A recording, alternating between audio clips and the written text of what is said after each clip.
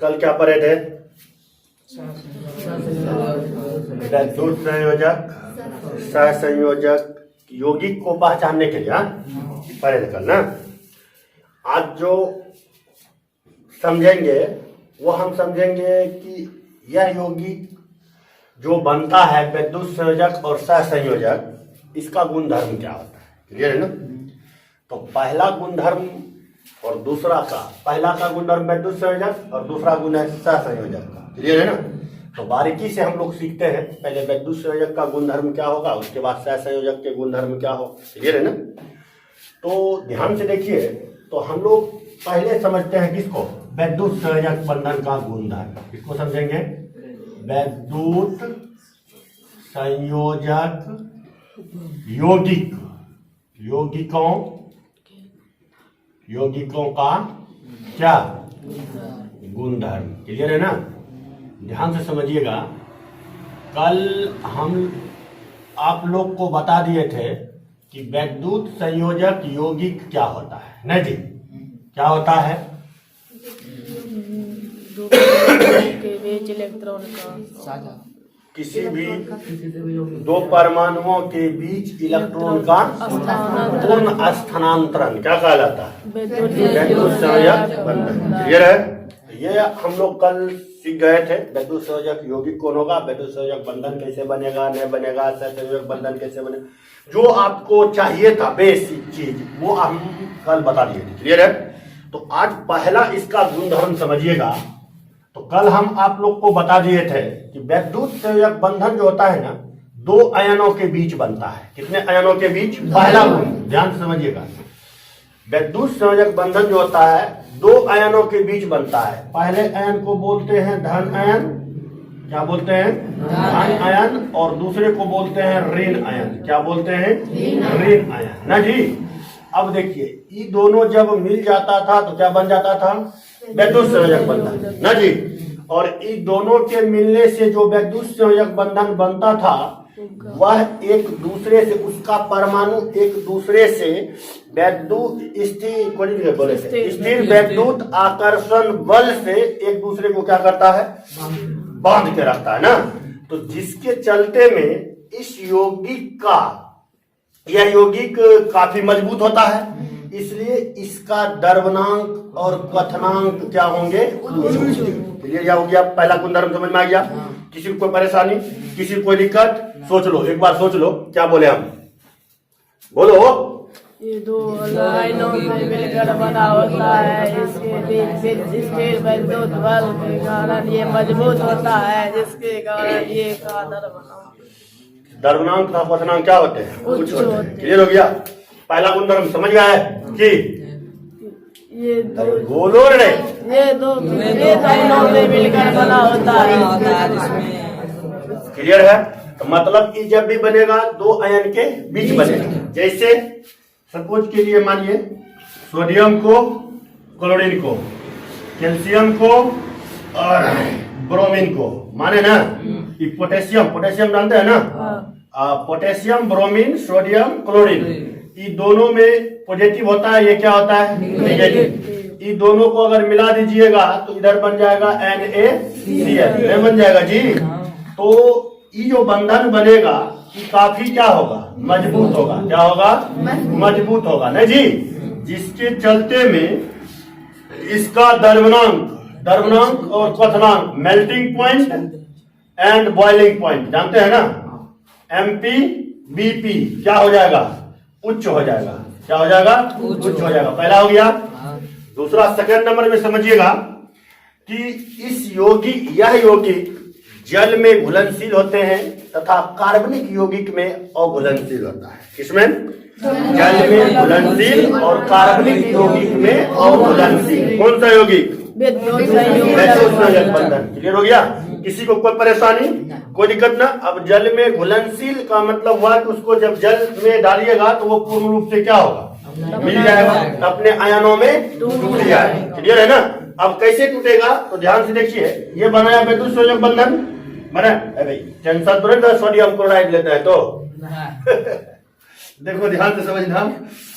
तो sodium NaCl H2O देंगे ना, तो ये क्या होगा, एन में टूट जाएगा, Na+Cl-। समझ में आ गया? किसी को कोई परेशानी नहीं ना। और दूसरा पॉइंट, जल में घुल जाएगा, किसी भी कार्बनिक यौगिक में यह घुलनशील नहीं होगा। कंफर्म? किसी को कोई दिक्कत ना। और इसका जो क्रिस्टल होते हैं ये ठोस होता है, ये प्राय क्या होते हैं, ठोस होते हैं। कौन? वैद्युत संयोजक बंधन प्राय क्या होता है, ठोस होता है। किसी को कोई दिक्कत ना, किसी को दिक्कत? अगला समझिएगा।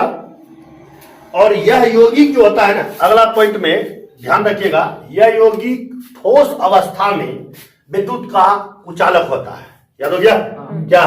यह यौगिक ठोस अवस्था में विद्युत का कुचालक होता है। क्लियर है ना? किसी को दिक्कत ना? यहाँ तक समझ में आया? किसी को दिक्कत है क्या? यह यौगिक जब ठोस अवस्था में होंगे, और ठोस अवस्था में यह कभी भी विद्युत का चालन नहीं करेगा। क्यों नहीं करेगा? क्योंकि ये अपने आयन है। हाँ, क्लियर हो गया? तो अब देखिए, इसका मतलब हुआ कि सोडियम क्लोराइड ठोस अवस्था में अपने आयन में नहीं टूटता। क्लियर है ना? हाँ, इसी का जलीय विलयन, किसका? विद्युत संयोजक यौगिकों का जलीय विलयन जो होता है वह विद्युत का क्या करता है, चालन। क्लियर, समझ में आ गया? कितना पॉइंट बोले, याद हुआ? पहला मैं बोला कि यह यौगिक विद्युत संयोजक बंधन वाले यौगिक प्राय धन आयन और ऋण आयन से मिलकर के बने होते हैं, जिसके चलते में इसके अंदर जो स्थिर विद्युत आकर्षण बल होते हैं वो काफी मजबूत होता है, जिसके चलते इसका द्रव्यनांक और क्वथनांक क्या हो जाते हैं, उच्च हो जाते हैं। क्लियर हो गया? दूसरा पॉइंट मैंने क्या बोला कि दूसरा पॉइंट मैंने क्या बोला, क्लियर हो गया? यह जल में क्या होते हैं, घुलनशील, और कार्बनिक यौगिक में घुलनशील। और तीसरा पॉइंट मैंने बोला कि यह यौगिक ठोस अवस्था में पाए जाते हैं। क्लियर है ना? और चौथा पॉइंट मैंने बोला कि ठोस अवस्था में यानी रवा क्रिस्टल रूप में, रवा क्रिस्टल बोलते हैं ना, 12th में जाइएगा ना, एक चैप्टर होता है सॉलिड स्टेट, जिसको बोलते हैं क्या, ठोस अवस्था। क्या बोलते हैं? ठोस अवस्था। समझिएगा, ठोस अवस्था में ठोस को दो पार्ट में बांट दिया गया, एक क्रिस्टल है। अब छोड़ो, ये 12th के बाद है, तो सब पढ़ के कहाँ जाएगा?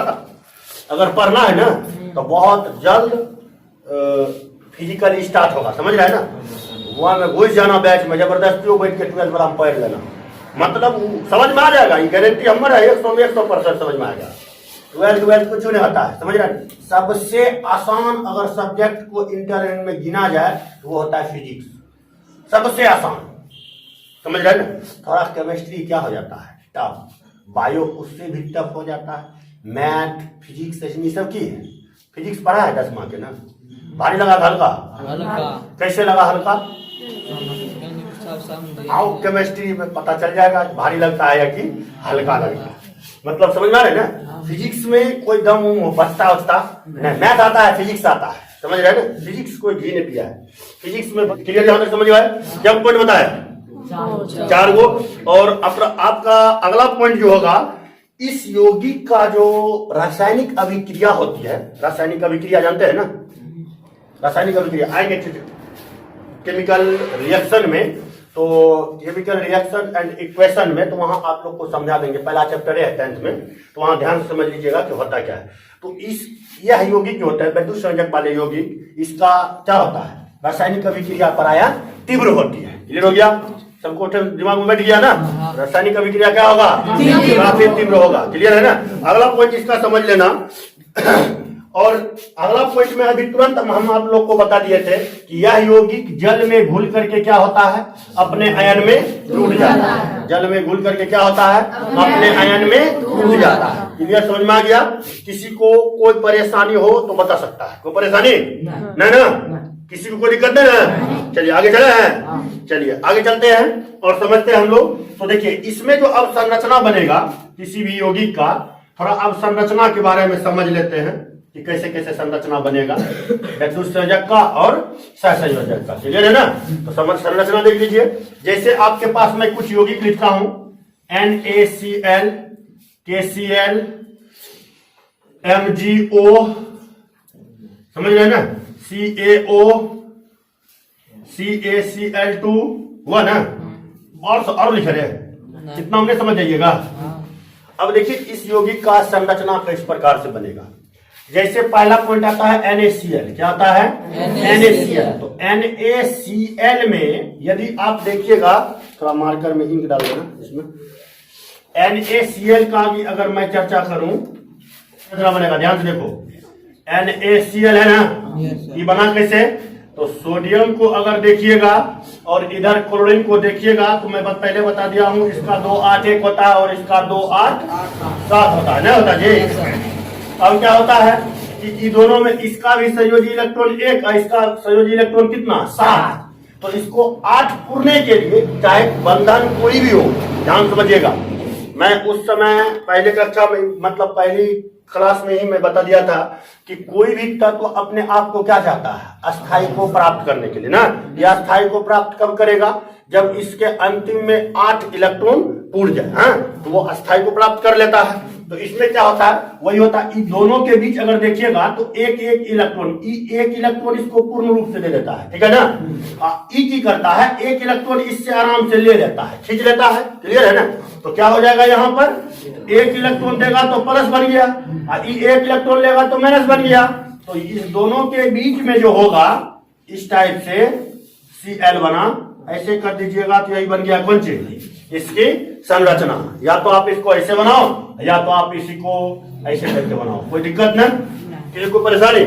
उसी टाइप से आप डबल बॉन्ड वाले का भी बना सकते हैं।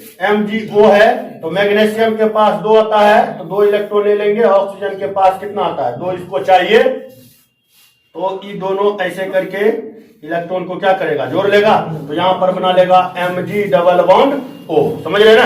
इस टाइप से बहुत सारा यौगिक होगा, आप कर लीजिएगा, कोई दिक्कत ना। चलिए अब हम लोग देखेंगे किसका, सहसंयोजक यौगिक का गुणधर्म। किसको देखेंगे, सहसंयोजक यौगिक, वैद्युत संयोजक यौगिक, समझ गया ना, कोई दिक्कत है ना, मीठा नहीं हो रहा। अब जो हम लोग सीखेंगे, अब अगला पॉइंट हम लोग क्या सीखेंगे, संयोजक यौगिकों का क्या गुणधर्म, क्लियर है ना। अब ध्यान से देखिएगा, सहसंयोजक यौगिक का गुणधर्म किस प्रकार से चलता है, क्लियर है ना। Properties of covalent bond, clear है। तो देखो हूबहू इसका जो वैद्युत संयोजक पर है ना, उसका उल्टा कौन, सहसंयोजक पर है, क्लियर है।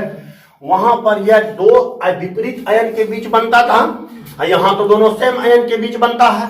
तो इस सेम आयन के बीच बनने के कारण इसके अंदर जो विद्युत आकर्षण बल होते हैं वो क्या होते हैं, कमजोर होता है, क्लियर है ना। ध्यान समझो, वो क्या होगा, कमजोर होगा, जिसके चलते में सहसंयोजक बंधन वाले यौगिकों में का द्रव्यनांक तथा क्वथनांक क्या होंगे, निम्न होगा। क्या होगा, निम्न होगा। और दूसरा पॉइंट, इसकी जो अवस्थाएं होगी, मतलब जो सहसंयोजक यौगिक का अवस्था होगा वो ठोस भी हो सकता है, गैस भी हो सकता है। ठोस में आएगा तो वाष्पशील ठोस होगा, क्या होगा, वाष्पशील ठोस। जैसे कपूर नेफ्थिन जानते हैं ना, वो क्या बोलता है, ऊर्ध्वपातन नहीं होता है। तो तीनों अवस्था में पाया जाएगा सहसंयोजक बंधन, ठोस, द्रव, गैस, तीनों में, क्लियर है। और अगला जो पॉइंट होते हैं इसमें ध्यान से समझना और आराम से बुझ जाना कि ऐसा क्यों होता है। तो सहसंयोजक यौगिक में जैसे मैं मान लेता हूं Cl2 हो गया, O2 हो गया, ये तो अणु हुआ ना। अणु में मैं बता दिया था 2 पार्ट होते हैं, तात्विक अणु और यौगिक के अणु। वैद्युत संयोजक बंधन में अगर कोई भाग लेता है तो लगभग यौगिक का अणु ही भाग लेता है, क्लियर है ना। और सहसंयोजक बंधन में दोनों भाग लेता है, यौगिक का भी अणु और तत्व का भी अणु, क्लियर है।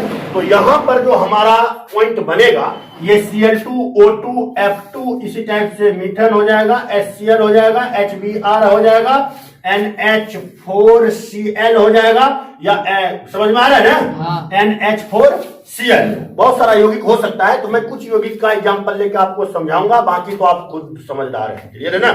अब ध्यान समझिएगा, ये सब यौगिक प्रायः क्या होते हैं, 2 पॉइंट समझ गया ना। ये क्या होते हैं, इसका द्रव्यनांक और क्वथनांक निम्न होगा। क्या होगा निम्न, क्योंकि ये समान आयन से मिलकर बना। क्लियर है? ये अपने आयनों में टूट नहीं सकता है। क्लियर है ना? दूसरा पॉइंट इसमें जो आएंगे, यह जल में क्या होगा? घुलनशील होगा। ये जल में घुलनशील और कार्बनिक यौगिक में घुलनशील होगा। क्लियर हो गया? जल में क्या होगा? और घुलनशील, कार्बनिक यौगिक में क्या होंगे? घुलनशील होगा। कुछ ऐसे सहसंयोजक यौगिक हैं जो जल में घुलनशील होगा और जल में वह अपने आयनों में टूट जाएगा। क्लियर है ना? तो अब यहां दिमाग में यह रखना कि जल के उपस्थिति में अपने आयन में टूटेगा कैसे? तो ऐसा कौन यौगिक होगा जो जल में टूट जाएगा? तो जल में आयनों में अपना टूट जाएगा। तो ध्यान से समझना, जिसमें मतलब पॉजिटिव निगेटिव बॉन्ड आवे ना, समझ लेना वो अपने जलीय विलयन में आयनों में टूट जाएगा। क्लियर है? जैसे ये देखिए NH4Cl, HCl, HBr आता है ना? नहीं आता है जी? तो ई क्या होगा? ई अपने आयनों में टूट जाएगा जलीय विलयन में। जबकि ऐसा क्यों होगा? क्योंकि वहां पॉजिटिव निगेटिव दोनों है, लेकिन अधातु इसमें बंधन पाया जाएगा। तो कौन सा बंधन? सहसंयोजक बंधन। सहसंयोजक बंधन में भी दो प्रकृति, एक ध्रुवीय दूसरा अध्रुवीय। समझ रहे हैं ना? क्या होगा? ध्रुवीय और ध्रुवीय। आप समझना, थोड़ा ध्यान समझ लेना। पोलर नॉन पोलर सहसंयोजक बंधन में ध्रुवीय और अध्रुवीय बंधन किस प्रकार से बनता है उसको भी हम लोग क्या करते हैं, डीपली से थोड़ा समझते हैं। अब देखिए, अगर मैं चर्चा करूं Cl2 का, किसका? Cl2 का, इसमें कौन सा बंधन? ध्रुवीय बंधन। क्या बोलेंगे? ध्रुवीय, अध्रुवीय बंधन ना। इसमें अध्रुवीय बंधन क्यों? क्योंकि दोनों सेम आयन के बीच हो रहा है ना? नहीं हो रहा है जी? तो सॉरी, मिस्टेक हो जाता उस समय। तो इसमें कौन सा बंधन पाया जाएगा? अध्रुवीय बंधन। कौन सा बंधन? अध्रुवीय। क्लियर है ना? अगर मैं चर्चा करूं HCl का, HBr का, NH4Cl का, तो यहां पर देखिएगा, जैसे HCl का हम लेंगे तो HCl में क्या होगा? डेल प्लस होगा और Cl में क्या होगा? डेल माइनस होगा। नहीं होगा जी? अब यहां ध्यान समझो, ई तो अपने आयन में टूट गया, नहीं टूट गया? तो इसमें दो आयन है कि नहीं? एक पॉजिटिव और दूसरा नेगेटिव। अर्थात HCl जो होगा यह किस प्रकार के बंधन को रखेगा? ध्रुवीय प्रकृति के। कैसा? ध्रुवीय प्रकृति के। क्लियर? समझ में आ गया? कोई दिक्कत ना। अगर आपको पूछा जाए HBr में किस प्रकार का, तो ध्रुवीय प्रकृति। समझ रहे? ध्रुवीय बंधन। क्लियर है? लेकिन ध्रुवीय कौन? सहसंयोजक बंधन में दो बंधन, ध्रुवीय और ध्रुवीय। तो और ध्रुवीय किसमें पाया जाएगा? और ध्रुवीय, तो ध्रुवीय जिसमें विपरीत आयन होगा। हाँ, जैसे विद्युत संयोजक में पढ़े ना कि पॉजिटिव निगेटिव आएगा तो ध्रुवीय बंधन होगा। क्लियर है? यहाँ भी तो पॉजिटिव निगेटिव आ रहा है ना। तो यह यौगिक जो HCl होंगे, NH4Cl होंगे, यह जल में घुलनशील हो जाएगा। क्यों हो जाएगा? कुछ मैं पहले बताया, कुछ एक्सेप्शन होते हैं, अपवाद होते हैं। समझ रहे ना? HCl हुआ, NH4 हुआ, ETC लगा सकते हैं, जो जल में क्या होंगे? घुलनशील। जबकि उसमें सहसंयोजक बंधन पाया जाता है, तब पर भी वह जल में घुलनशील हो जाता है, क्योंकि यह जलीय विलयन में अपने आयनों में क्या हो जाते हैं? टूट जाते हैं। क्लियर है ना? प्रॉपर्टीज समझो, खाली गुण हम बता रहे हैं। नेक्स्ट पॉइंट जो आपका आएगा, तो अगला पॉइंट होता है कि यह यौगिक प्रायः विद्युत का चालन नहीं करता है। क्लियर है ना? अब विद्युत का चालन क्यों नहीं करता है भाई? क्योंकि आयनों में टूटने लगता है। लेकिन कुछ यौगिक ऐसे हैं जो विद्युत का चालन कर सकता है, जैसे HCl, NH4Cl, HBr वगैरह वगैरह ETC कर सकते हैं। क्लियर है? अब पूछेगा ई जल में, मतलब देखो ध्यान से, क्वेश्चन ऑरिजिनिंग कैसे बनेगा? यहां दे देगा Cl2 विद्युत का चालन नहीं करता है, जबकि HCl विद्युत का चालन करता है। क्यों? क्योंकि ये अपने आयनों में टूट जाता है। समझ पा रहे हैं ना? कैसे लिखना है? यहीं से स्टार्ट हो जाता है आपका रीजनिंग क्वेश्चन बनना स्टार्ट हो गया। क्लियर है ना? देखो क्वेश्चन अभी कितना बनेगा, पहले इसको समझाने के बाद क्वेश्चन कितना बन सकता है वो सोचना थोड़ा सा। तो आप जानते हैं कि अपने आयन में नहीं टूटेगा, है ना? तो ये करेगा? विद्युत का चालन नहीं करेगा, जबकि यह विद्युत का क्या करेगा? चालन करेगा। क्लियर हो गया? कोई दिक्कत ना। कुछ कंपाउंड ऐसे सहसंयोजक बंधन में होते हैं जो क्या होते हैं? अपने आयनों में टूट जाता है, और कुछ बंधन ऐसे होते हैं जो अपने आयनों में नहीं टूट पाता है। क्लियर है ना? तो जो अपने आयन में नहीं टूट पाएगा वो विद्युत का चालन नहीं करेगा। क्लियर हो गया? किसी को परेशानी ना? अब अगला पॉइंट में आप लोग देखिएगा, तो ई सब का संरचना क्लियर समझ में आ गया यहाँ तक? हाँ। तो अगला पॉइंट में क्या देखेंगे? अब इसकी अभिक्रिया प्रायः क्या होंगे? धीमी होंगी। क्या होंगे? धीमी। वैद्युत संयोजक में तीव्र होता था, ई क्या होगा पराया धीमी होगा। यह ई जो होता है जल में घुलता उलता क्लियर। कुछ कंपाउंड ऐसे होते हैं जो जल में क्या हो जाते हैं, घुलनशील हो जाते हैं। क्लियर है। अगर मैं इसकी संरचना की बात करूं तो आप आराम से संरचना बना सकते हैं। किसी एक कंपाउंड का मैं संरचना बना देता हूं, बाकी आप बना लीजिएगा। क्लियर है ना, कोई दिक्कत है। चलिए ध्यान समझिएगा।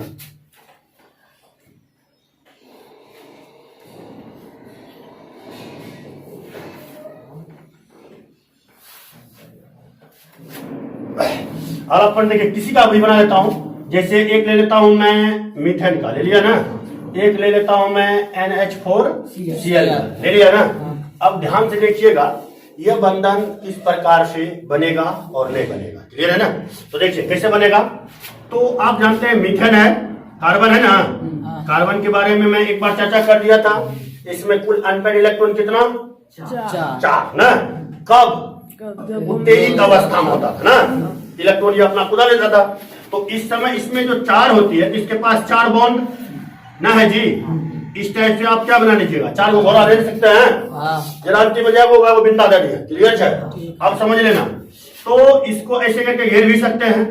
नहीं यार अट्टा पर के नहीं घेरना, थोड़ा स्मार्ट लगने के लिए साइन वाली है। क्लियर हो गया। अब यहाँ एगो हाइड्रोजन 4 गो आएगा। तो एगो हाइड्रोजन, 2 हाइड्रोजन, 3 हाइड्रोजन, 4 हाइड्रोजन, हो गया ना। हो गया ना। तो इसमें क्या करेंगे, प्रत्येक को इस टाइप से बनाएंगे और इसको भी इस टाइप से घेर लेंगे, इसको भी इस टाइप से क्या कर लेंगे, सब में हाइड्रोजन लगा देना। संरचना बन गया, किसी को दिक्कत ना है। उसी टाइप से इसका भी बना सकते हैं, HCl का भी बना सकते हैं, Cl2 का भी बना सकते हैं, Br2 का भी बना सकते हैं, HBr का भी बना सकते हैं, C2H6 का भी बना सकते हैं। क्लियर है ना। कोई भी कंपाउंड हो आप आराम से उसको बना। जैसे मान के लिए C2H4 दे दिया ना, क्या दे दिया, C2H4 बोलेगा इसका संरचना बना। अब संरचना कैसे बनाएंगे, संरचना में कौन, लुईस इलेक्ट्रॉन बिंदु संरचना। तो ध्यान समझिए कैसे बनेगा। तो ध्यान से देखो, इसी टाइप से आप लोग को क्या करना है, दो है ना, 1 2 कार्बन ले लिए। देखो ध्यान से, ऐसे ऐसे करके ले लेंगे, ऐसे जोड़ देंगे, इसको ऐसे जोड़ देंगे। इसके पास हाइड्रोजन भी है ना, तो इसको ऐसे ले लेंगे, यहाँ H लगा देंगे। फिर यहाँ पर इस टाइप से लेंगे, यहाँ H लगा देंगे। फिर यहाँ पर इस टाइप से लेंगे ऐसे करके, और यहाँ क्या लगा देंगे, H। उसी टाइप से यहाँ भी क्या लगा देंगे, H। हो गया संरचना, समझ में आ गया। अगर इसी का संरचना आपको दूसरे क्वालिटी से बोले बनाने के लिए घुमाने वाला, तो कैसे बनाइएगा, ध्यान से देखो। C है ना जी, थोड़ा डिस्टेंस कम रखिएगा। ऐसे करके ऐसे कर सकते हैं ना, 2 बिंदु दीजिएगा। देखो 2 4 गुना है जी, इसको ऐसे करके घुमा लीजिएगा। क्लियर है ना। इसको यहां से लेकर के ऐसे करके घुमा लीजिए, घुमा सकते हैं ना। अब देखिए क्या करना है, यहां ले लेना है, यहां ले लेना है, यहां H ले लेना है, इसको आप ऐसे करके घुमा लीजिएगा। फिर यहाँ ऐसे करके ले लेना है, ठीक है ना। यहाँ ले लेना है H, इसको ऐसे करके घुमा लीजिएगा। उसी टाइप से यहाँ पर और यहाँ पर ले लीजिएगा, इसको ऐसे करके घुमा लीजिएगा, H हो जाएगा। उसी टाइप से यहाँ भी आप H ले लीजिएगा, इसको ऐसे करके घुमा लीजिएगा। समझ में आ गया, कोई दिक्कत। इस टाइप से बहुत सारा संरचना बनेगा, उसको आप लोग क्या कीजिएगा, देख लीजिएगा। और आज हम लोग जो पढ़ लिए वो पढ़े वैद्युत संयोजक और सहसंयोजक यौगिक के धर्म। क्लियर है ना। अब कुछ कल जो हम लोग पढ़ेंगे वो पढ़ेंगे वैद्युत संयोजक और सहसंयोजक वाले यौगिक। कौन ऐसा यौगिक होगा जिसमें वैद्युत संयोजक और सहसंयोजक दोनों पाया जाएगा, कौन ऐसा यौगिक होगा जिसमें वैद्युत संयोजक, सहसंयोजक और उप सहसंयोजक बंधन तीनों पाया जाएगा। तो अभी 2 पढ़े हैं, 2 का चर्चा मैं कर दिया। अभी इसमें थोड़ा और चीज पढ़ना है, कल ही हम लोग सीख लेंगे सहसंयोजकता निकालने के लिए, निर्जन जोड़ी निकालने के लिए। उसके बाद हम लोग आगे चलेंगे कि सहसंयोजक बंधन, जैसे वैद्युत संयोजक बंधन होता है, वैद्युत संयोजक बढ़ते घटते घटते किस प्रकार से सहसंयोजक बंधन हो जाता है। क्लियर है ना। और सहसंयोजक से किस प्रकार बढ़ते बढ़ते वैद्युत संयोजक बंधन हो जाता है। इस सब हम लोग कल नेक्स्ट डे क्लास में समझ लेंगे। क्लियर हो गया। किसी को परेशानी, कोई बीमारी नहीं है, चले, चलो गुड बाय।